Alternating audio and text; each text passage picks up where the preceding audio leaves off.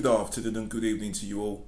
Welcome to a new edition of the Full 100. Today is Wednesday the 20th of January and it's inauguration day in the US. I've just literally watched it before I started filming this. Fabulous day for the world, ushering a fabulous new administration. I'm happy to bet my money on. I've never seen an inauguration speech talk so much about racial equality. And I really am looking forward to the future with this new administration in place. Guys, today, as I promised you, is a warning about what we saw happen in America, how widespread it is, how dangerous it is, and also a new coalition that they now have, including black folk, really, because of what brings them together. So guys, without further ado, let's get down to today's show. I want to start with a video I aired on the 7th of October, over 3 months ago now, 3.5 months or so ago.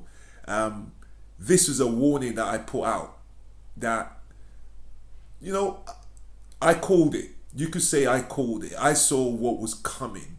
And I want to start with that video just to remind guys where I was back in October and how serious I took this back in October.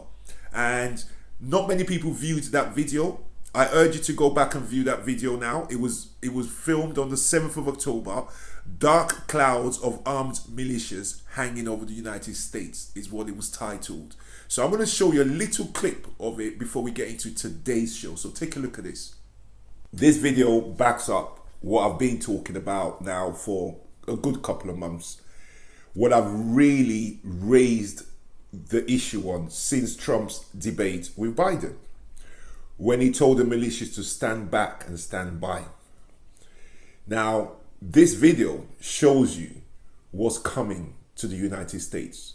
And we're in the UK, but we should be very afraid, because this, if it kicks off the way I'm predicting it will, depending on the behavior of that idiot in the White House on the after the 3rd of November election, the polls just came out today. Biden at 57%, he's at 41. 17 point lead Biden's got on this guy, and he's still talking about the election is going to be rigged. Consistently Biden's been ahead of him. He knows he's going to lose and he's preparing his people for war. This video should scare the living daylights out of every one of us. Take a look. This may look like the US Army is on the streets, but in fact these are militiamen with their own alarming agenda. We were witnesses to this extraordinary development, a major US city in the hands of self-confident and heavily armed militias. Welcome back, guys. It's uncanny that I got it more or less bang on, right? Like I said, this is a threat that we have to take seriously. Today's video is about showing you this is widespread, and we in the UK might think that that's just what's happening across the pond, but all we need over it, guys, is a Trump, and we already got a few of them. We got the Nigel Farages, we got that new idiot Katie Hopkins, who I saw some notification the other day she's joined UKIP. You got the Tommy Robinsons, you got countless of these people here. Even Boris Johnson himself has been that guy. Pre the pandemic, he was that guy. All it takes is a Trump in this country, because the problem already exists here. We had the Trump-like people telling the lies over Brexit. When Brexit was over and they won, it was calm. And they were still angry folk. They were still going out there being angry at people who was trying to see what they could do about it and appealing it and all sorts, even though they won. Imagine what would have happened if they lost and someone like the Farage type picked up the phone or picked up the microphone and told them it was stolen. I'll leave you to think what would have happened in that case. So I'm going to go to my first video now, guys, right?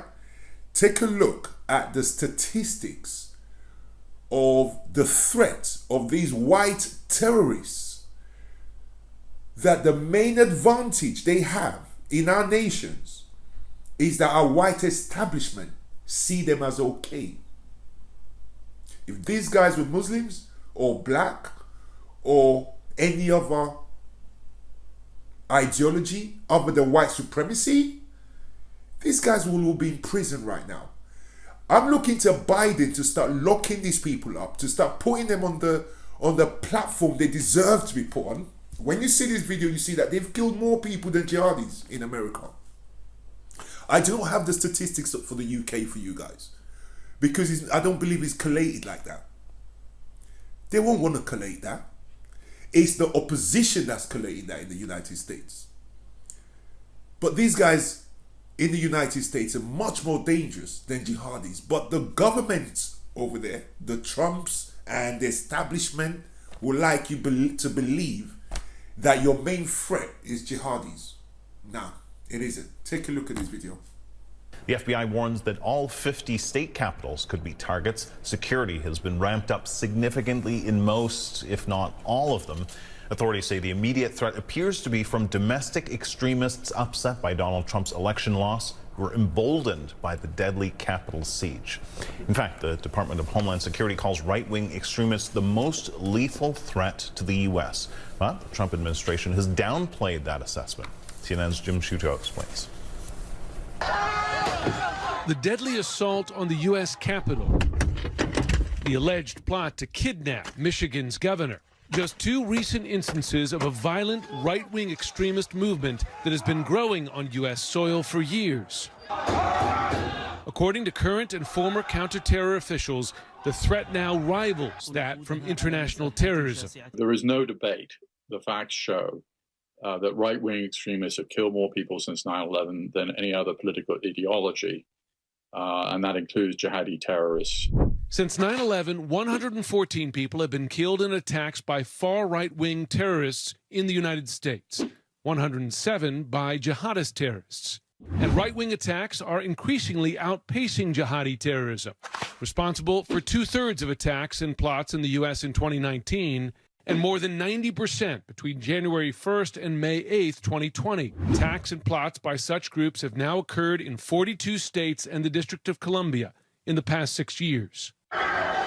Fueling right-wing extremists are the conspiracies propagated by the president of a system organized against them, and two essential ingredients. The first is a leader who tells them what to do, who tells them how to feel, who sort of makes them believe that they are part of something bigger, right? That this is a mission. The other is a network, whether it's social media or a platform or ways of communication, that lets them essentially talk amongst themselves, right? Get organized. Fact is, the FBI and Justice Department have been warning about right-wing extremism for years, and the DHS now identifies it as, quote, the most persistent and lethal threat in the homeland. However, political appointees in the Trump administration at times downplayed it. The political signals have been that right-wing terrorism is sort of okay. Welcome back, guys. Now, a lot of people think that America's democracy withstood that attack. I beg to differ. I beg to differ. Like a scholar said the other day, it just so happened that the Democrats were the majority in the Congress. If the Republicans, the Republicans are majority in the Senate, then now Democrats are, because they won the 2 seats in Georgia. But at the time, 2 weeks ago, Republicans were majority in the Senate. Democrats won back the Congress in 2018. If they hadn't won it back in 2018, Nancy Pelosi would not have been majority leader in the Congress. It would have been down to the Republican minority leader. He would have been majority leader in the Congress. And that guy, even after the riots, stood with 140 people of the other Congress members, Republicans, to still denounce and still try to stop. So I put it to you guys that if the Republicans had tried this 2 years ago when they had the majority in the Congress and the Senate, democracy would have been stolen. It would have been stolen. They wouldn't have needed that crowd. They would have stolen it blatantly. Guys, look, like I said, all it takes is a leader to wake up these terrorists that our establishment, our white establishment, refuse to call terrorists. Here's my next video now. Take a look at this and we'll discuss the next really serious aspect to all of this that really showed his head up the other day. Take a look at this video. The perpetrators say it was President Trump who fueled their rage and actions. During the siege, Trump's supporters echoed his words. The Democrats are trying to steal the White House. You cannot let them. They don't get to steal it from us. We're bringing our country back. We want our country back. This is our country. This is our house. This is our country. This is our country. Experts say they see cult-like behavior in Trump's most extreme supporters. So how do you de-radicalize these people? Joining us now is Stephen Hassan. He's a mental health professional who has been helping deprogram people out of cults for decades. He himself was a cult member of the Moonies cult in the 1970s before he was successfully deprogrammed. He's also the author of The Cult of Trump. Mr. Hassan, thanks so much for being here. What we just showed there, do you consider those people cult members? I do. I think they were deceptively recruited by an authoritarian political cult. After what happened the other day, the Secret Service had to vet each of the 25,000 National Guard troops that they put onto the streets in Washington to protect this inauguration. You see, while they were vetting them, they found 12 of them were white supremacists. Had huge link, 12, and they weeded them out because they were worried when they saw the amount of law enforcement officers who took part in the insurgents 2 weeks ago. When they saw the amount of law enforcement, ex-military, current Washington DC officers who allowed them through, when they saw that, they said, whoa. So they vetted every person, every soldier that they put on the streets. They found 12 had links to QAnon and white supremacy. Now this is the issue. It's the same here. The next video I'm going to show you will show you how deep law enforcement is with this terrorist sect. And that's our problem. That's why they don't get arrested. That's why they don't take away their platforms. And that's why they treat them like they're just, okay, we'll arrest one person here, but we don't think there's any more of them. And they're always putting the brown and black terrorists ahead of the true danger in our communities. My friends, let me tell you something. If this kicks off big time in the UK, I'll be glad to say as much as probably 15-20% of our police force and soldiers will be on the side of these terrorists. Biden, I'm hoping, with the clampdown, if you listen to his speech, he's clamping down on these guys. With the clampdown, they're going to start running over there. I'm hoping that they're going to work with law enforcement over there to say, well, look, this guy we arrested has got a link over there.